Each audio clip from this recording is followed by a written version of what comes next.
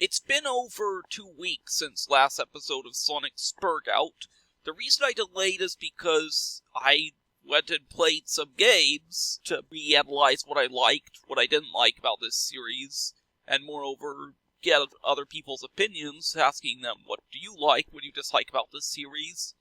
And so, while I was originally planning to do episode 2 of this series on Boost Sonic gameplay, that's been put off because I got something that I think I want to talk about more right now that's been inspired to talk about based on replaying these games. Boost will probably be episode 3 instead, because I still got stuff to say and my opinions on that haven't really changed. But instead, this time we're going to talk about 3D Sonic. It's an infamous subject with critics and to some degree gamers, and it's also an issue of whether it has worked versus whether it even can work sometimes.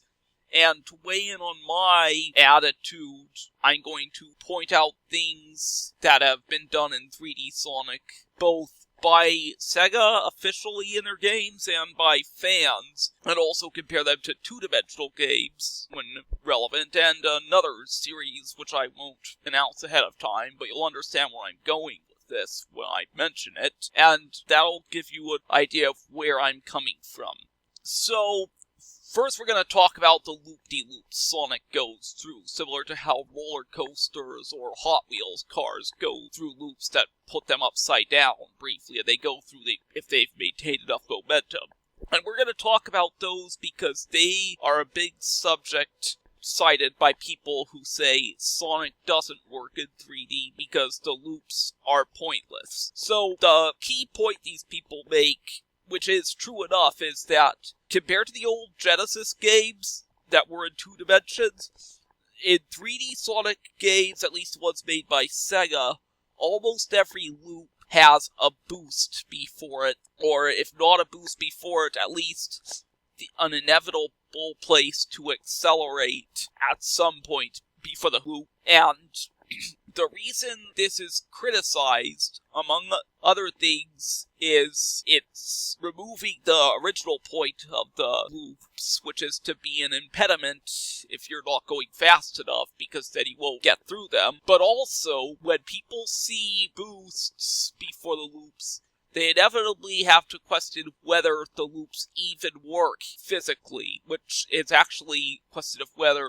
momentum works the way it's supposed to. And in some cases, like the infamous Sonic 2006, it has been demonstrated that no, the momentum-based physics don't work. And this is what attracts a lot of people to criticize the newer 3D Sonic games, because it feels very cynical to put boosts in before the loops. Basically what they're doing is try to make sure you're going fast so you don't notice what happens if you actually go slow. And as we see in Sonic 2006, when people are willing to play the game differently than it was intended and demonstrate it, what happens in this case is nothing. You still can go right through the loop, or you can even just go right to the top and stop at it, because there isn't actually any momentum-based physics. There's just Sonic sticking to the ground, or I guess the ceiling as it may be, regardless of what speed he's going, and boosts that are supposed to force gamers to go fast through it, because they figure we'll never know. Well, we did find out, Sega. And that's why you've become a laughing stock for your recent 3D Sonic games and their fudged physics. Now that being said, this problem is not limited to 3D. Sonic the Hedgehog 4 Episode 1 was two-dimensional, and it had bad physics too.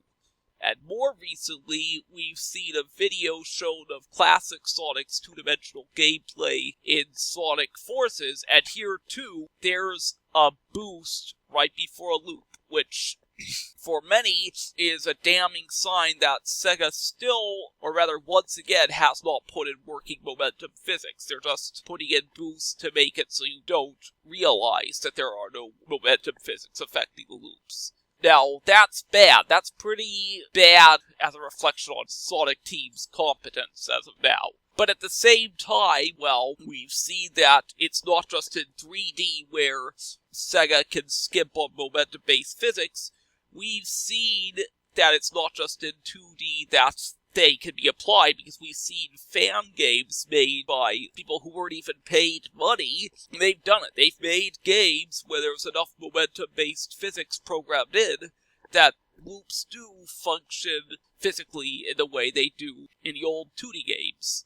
And again, this is a big diss on Sonic Team, or not a diss, but a demonstration of how behind the curve they've fallen when fans outdo them. But it does show that it can work. Momentum-based physics affecting loops and the like can work in 3D Sonic games. You're looking here at a screenshot of Mark the Echidna's 3D engine, which has since become known as Blitz Sonic. So that's old. Other engines have been developed since then. There are many options now of 3D engines with working momentum-based physics. Now, that being said, if you look at this screenshot, you can also see another problem with loops in 3 dimensions that hasn't gotten discussed as much, but is a potential issue and does affect how they work, or rather don't work in 3D versus 2D. To put it simply, as demonstrated right there, you can see for yourself, you can just walk around them in 3 dimensions. Or if you want to go on the actual track, because sometimes they'll make it so there's a pit on either side of the track, you can still just jump left or right to get to the other side of the loop. You don't have to go around the ceiling. So, in that regard, no, loops do not work in the same way they did in the old 2D Sonic games, or the new 2D Sonic games, or whatever, because they cannot be obstacles that test your speed, and you'll fail if you're going too slow. You might fail a loop in 3D if you're going too slow, the same way as you would in 2D, but unlike in 2D, you can just cheat by going around, or going through. So, that's one thing that I'm convinced will never work as well in 3D, if at all. You might argue that loops are basically, yes, pointless in 3D, even if they got the physics down. Now, that said, that doesn't mean everything of Sonic doesn't work in 3D. There's quite a few things that do. For one thing, it's always been conceived as a very exploration-based series, where there's a lot of different paths to take, and furthermore, it's also been conceived as a series that takes you up and down to a degree most platformers don't, often by going fast and going up a ramp and going up a cliff, that sort of stuff. And all that still works in 3D. We've seen, likewise, gameplay in fan games that proves this exploration-based gameplay with lots of multi-tiered terrain and ramps works just fine in 3D when you've got working physics. So that's out of the way. We've got a mention here of something from Sonic that doesn't work well in 3D the way it does in 2D. We've got a mention of something that works just as well. But I want to segue now and ask the question, if that's not justification of 3D enough, is there anything Sonic does better in 3D? And this is why I chose to do this episode instead of the boost thing, because having played 2-dimensional Sonic games recently and found them frustrating, I'd go as far as to say, yes, I've discovered something that I think Sonic does better in 3 dimensions, and that's levels where the challenge is something that's coming up, you need to dodge it or evade it or go around or over it and whatnot, because sometimes, like maybe a bit too often in 2 dimensions, you can't see it coming. Sometimes the camera just isn't fast enough, or sometimes your eyes aren't fast enough, or sometimes you just can't slow Sonic down fast enough. Either way, it can feel very cheap, like the sort of thing you can't conquer with skill, only memory. You need to have seen the thing first, gotten hit by the thing first, in some cases gotten killed by the thing first, so you can remember where it is and evade it next time around. And so this is the case with things like enemies, spikes, just about anything that's in Sonic's path when he's speeding forward and you can't see, because you've got limited view when you're looking at Sonic from the side. Now, when camera's in back of Sonic, and you're looking forward so you see exactly what he's seeing, that doesn't apply. You can see all the obstacles coming up, so you've still got the challenge of dodging them, but this time it's completely fair. So the enemies and spikes and the like that you can't see coming, those are one thing that work better in 3D.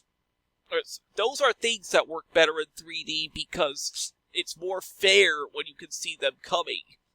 But furthermore, there's something that's annoying in 2D but can actually be fun in 3D instead of just an unfair challenge versus a fair challenge. And that, I think, is pits. There aren't too many bottomless pits in Sonic. There's a lot of times where you can just go up and down or jump off a ledge and be just fine because there's actually something down there. But by extension of that factor, when people don't expect pits, it can be really annoying to happen to find one. Like, a big example is in Sperg-Out Zone, where after having multiple ledges you can drop off and fall down and be just fine, suddenly there's a bottomless pit that annoys a lot of people. But what if you do it in 3D, where you can see it coming, as opposed to never see it coming? Then I'd argue it can be fun, because it's scary. Now, this is where I bring up something else. One of the most surprising hit series of the recent years is Five Nights at Freddy's, and the series is known for its jump scares. However, if the only thing in the game was things springing at you literally out of nowhere with no way to anticipate them, I'd argue not only would it be less scary, but it wouldn't be as well liked as it is because it would come off as unfair. However, in fact, you're constantly watching monitors in these games. You can see enemies coming, or even if you don't see them moving, you see them change positions, so you know they're coming to get you. That's why it's scary, because it builds suspense up before anything actually comes and grabs you.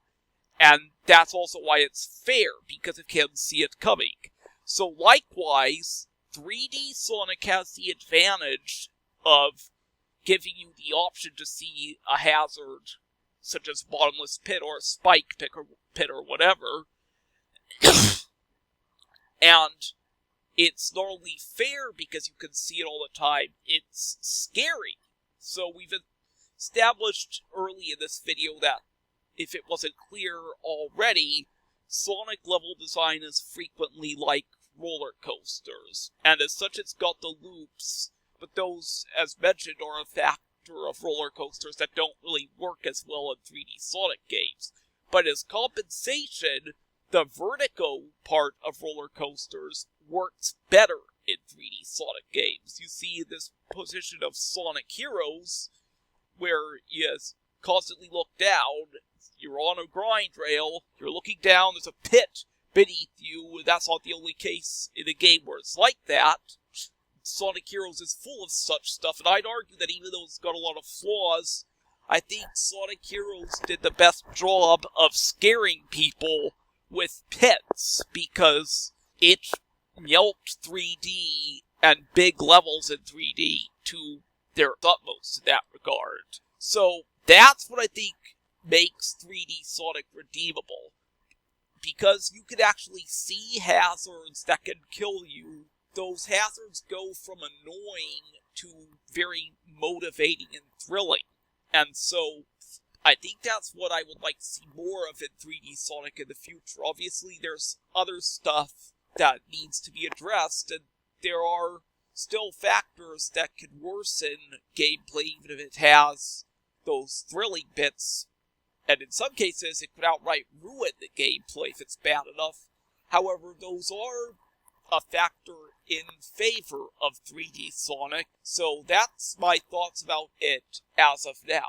I'd say that, yes, it's worth it to keep making 3D Sonic games, because they do have a gold mine of adventure in that design.